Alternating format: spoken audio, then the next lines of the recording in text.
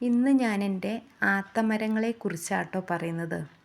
ഇതിന് ആത്തമരം, ഉറുമാൻ മരം എന്നൊക്കെ ഇവിടെ അറിയപ്പെടും. ഇത് നട്ടിട്ട് 3-ാം വർഷമാണ്. ഈ വർഷം ഇപ്പോൾ കായുണ്ടായിട്ടുണ്ട്.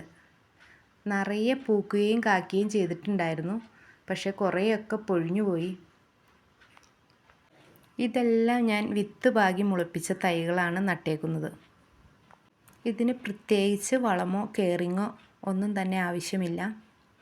ഏത് കാലാവസ്ഥയിലും ഇത് വളരുന്നതാണ്. അത്യാവശ്യം നല്ല മധുരവും നല്ല ടേസ്റ്റുമുള്ളൊരു ഫ്രൂട്ടാട്ടോ.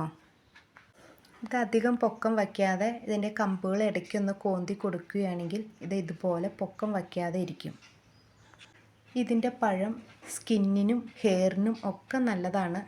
അതുപോലെ തന്നെ ഇത് ക്യാൻസറിനെ പ്രതിരോധിക്കാൻ നല്ല ഒരു ഔഷധം കൂടിയാണ്. ഈ ചാനൽ ആദ്യമായി കാണുകയാണെങ്കിൽ സബ്സ്ക്രൈബ് ചെയ്യാനും ഷെയർ ചെയ്യാനും ലൈക്ക് ചെയ്യാനും കമൻ്റ് ഇടാനും ആ ബെൽ ബട്ടണിൽ ഒന്ന് ക്ലിക്ക് ചെയ്യാനും മറക്കരുത്. ഇപ്പോൾ ഇത് പഴമാകുന്ന ഒരു സീസണാണ് കേട്ടോ. ഇതിൻ്റെ കായ് വെറുതെ ഇട്ടാലും മുളച്ച് കിട്ടും. പ്രത്യേകിച്ച് നടാനോ അതിനൊന്നും പ്രത്യേകിച്ച് വലിയ അറിവൊന്നും വേണ്ട.